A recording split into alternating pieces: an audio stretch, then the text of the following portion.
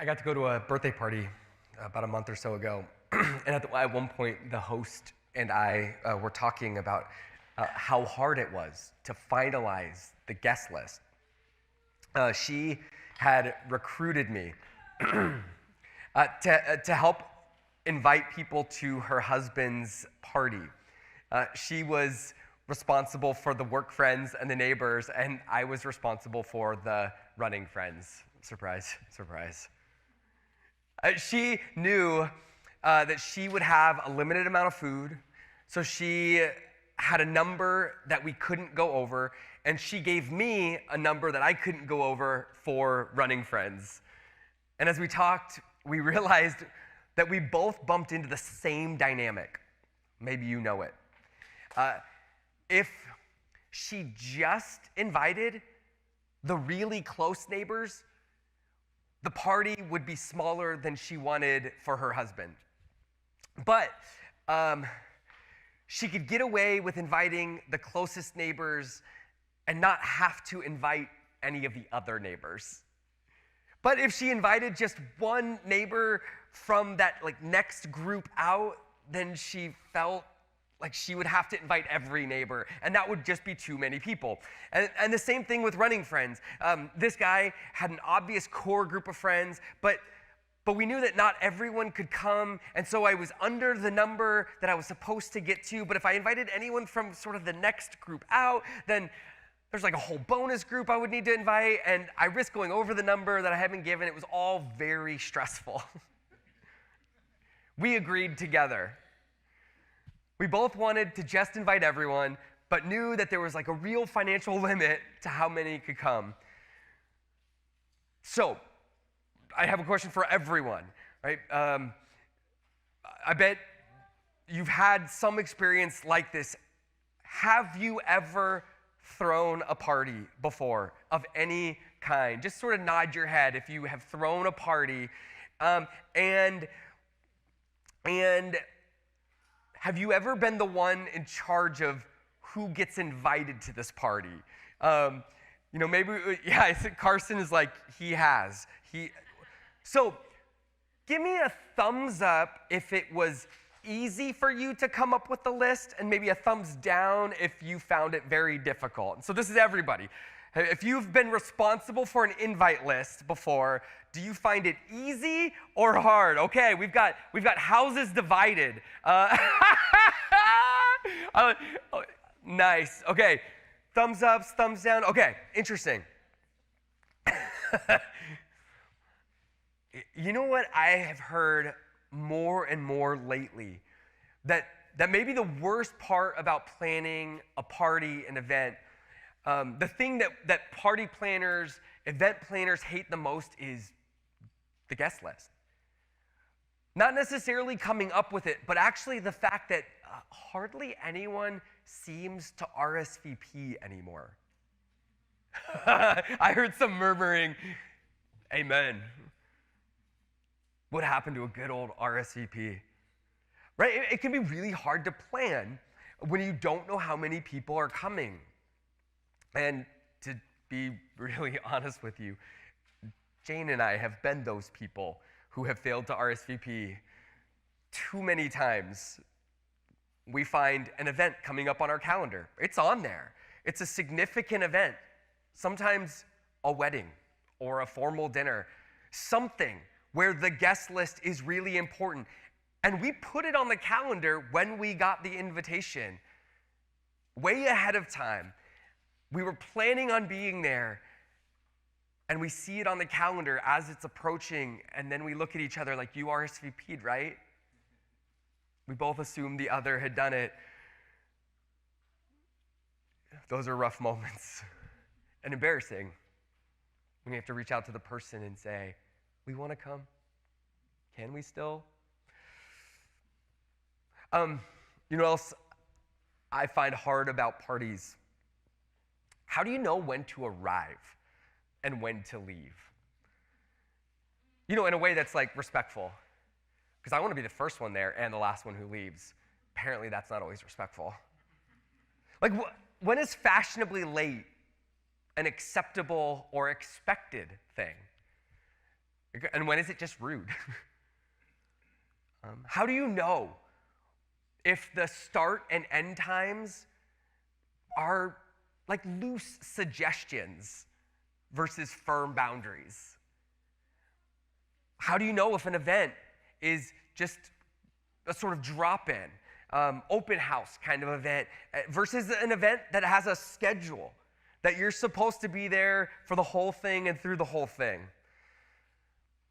And then, when you leave an event, is it a requirement to say goodbye to everyone on your way out? It should be a requirement, right? Or can you just sort of toss up a wave as you sneak out the back door? Living in a place where there are so many different cultures, I've discovered that every culture has its own customs around all of these things. In addition to this mix of cultures and customs, I can just confess that I didn't grow up with any single strong norms around most of this stuff, at least none that I was aware of. And I think my dad realized he may have failed me a bit in this area when Jane and I were planning our wedding, and after we managed to offend many people on my side of the family, my dad met up with us to give us a gift.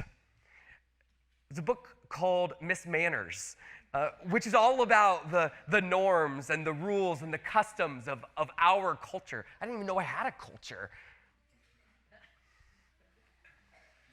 All of this talk about parties and customs, I hope you're already noticing the themes from our passage this morning. Like the whole passage read by Kate and Whitney takes place at a single dinner party.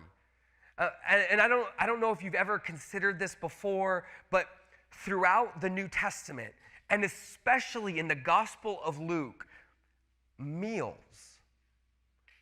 are one of the defining images of the Christian life.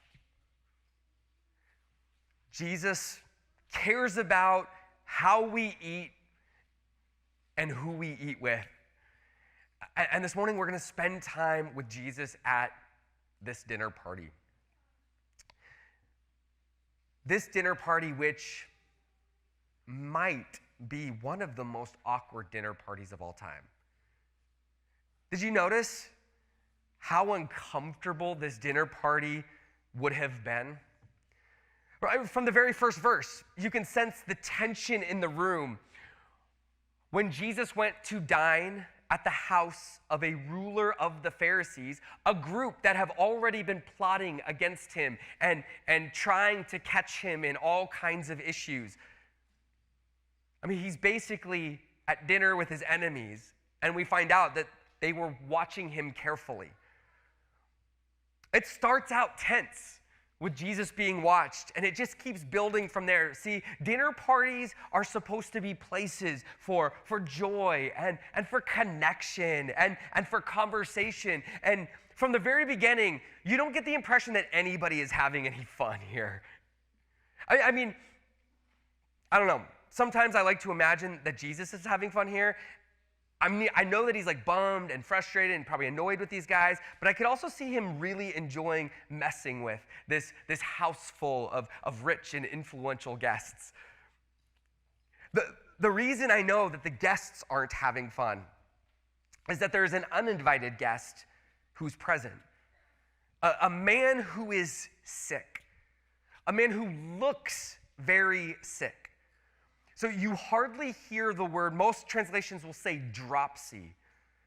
The CEB described it as it is. Somebody who has basically excessive swelling due to excess fluids in the body.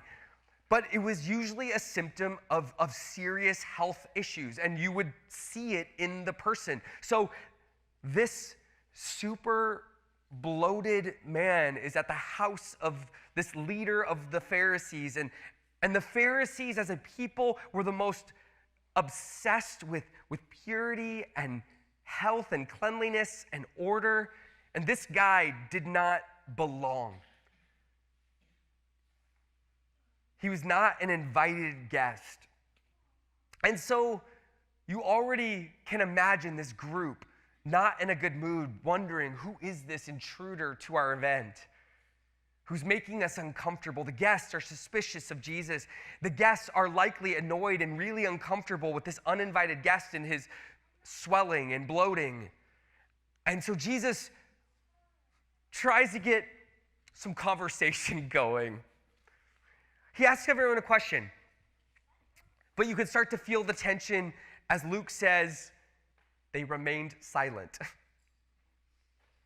He asks a question and just nobody answers him. Fine. Nobody wants to talk. So Jesus gives them something to talk about. Or at least he gives them a reason to celebrate. We're at a dinner, so we should have some fun. And he heals this man right in front of them. Just like that. This man is restored and he's sent off. Who's ready to party now? But it turns out this was the wrong time to heal a person. To this crowd, Sabbath is for other things. No healing allowed. And so nobody celebrates this incredible gift of God's new life that has just come right in front of their eyes. And so Jesus asks them some more questions. Okay, let's get the conversation going then, right? If you have a son who fell into a well at the wrong time, maybe during the Sabbath, you would pull him out, right? Like, Jesus makes it personal. That's the question he is asking them, right? They're mad about this random guy getting healed at the wrong time. But if it was their own kid, right, they would be making an exception. He wants them to see their hypocrisy. Like, this man who has been healed is someone's son. So why can't he be rescued like they would rescue their own kid? Are they willing to love their neighbors as they love themselves?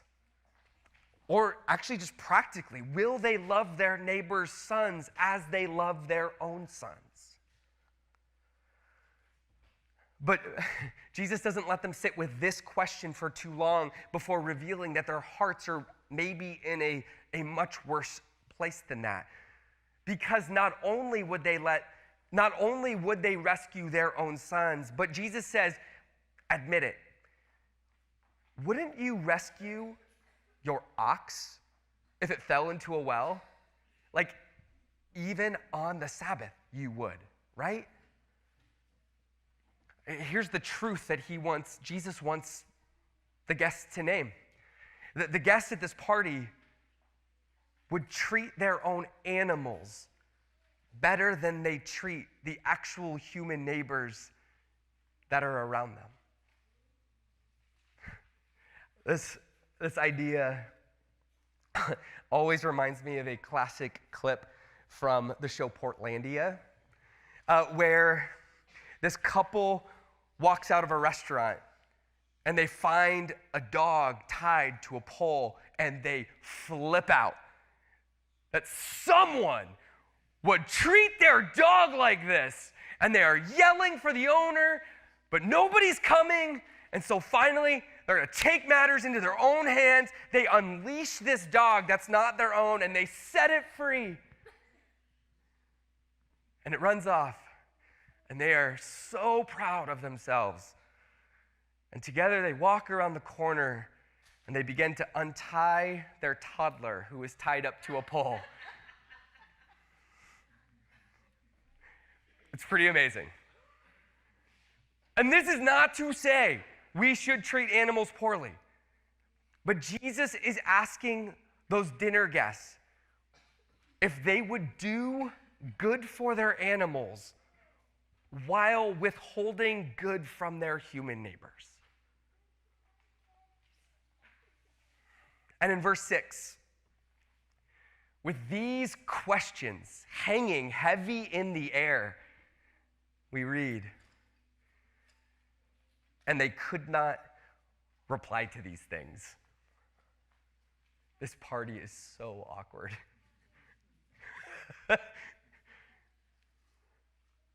I don't think many rich or influential people are inviting Jesus to parties after this one.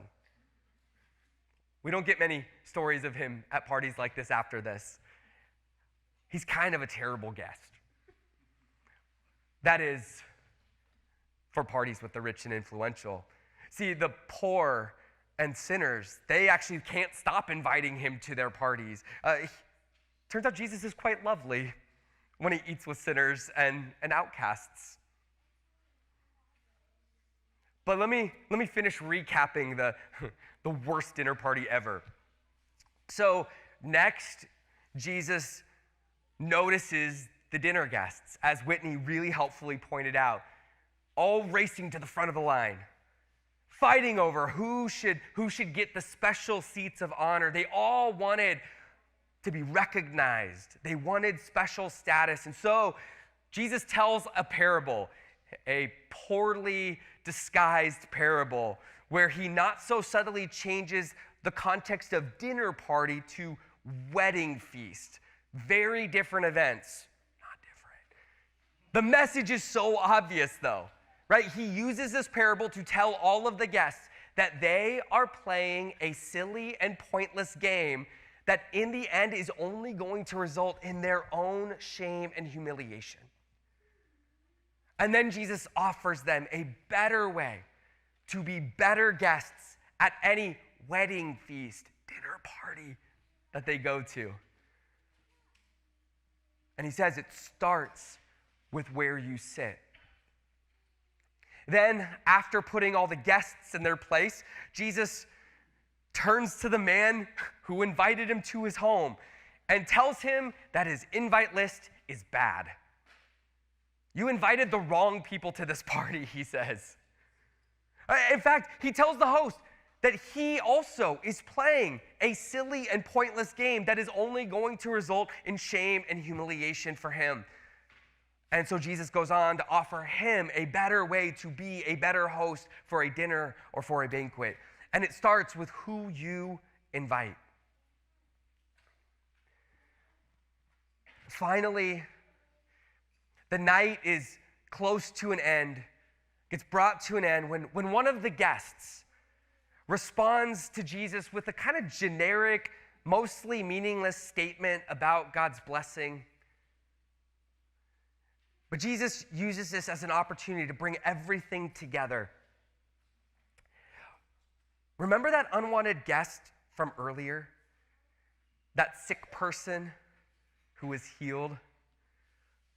Well, Jesus has just told us that's the kind of person who should be at the top of your invite list for your parties.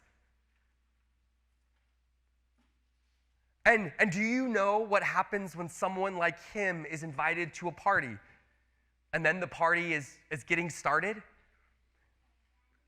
He shows up. It turns out not everybody shows up to a party that they're invited to, but someone like that sick man is used to being forgotten. Someone like that sick man is used to being ignored or overlooked. He makes people feel uncomfortable. And so when he's invited to a party, he comes. He doesn't look at his schedule.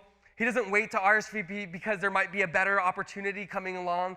Even if that party is happening right now, he is there. He'll go to where he's wanted, to where he's welcome, and to where healing is being offered.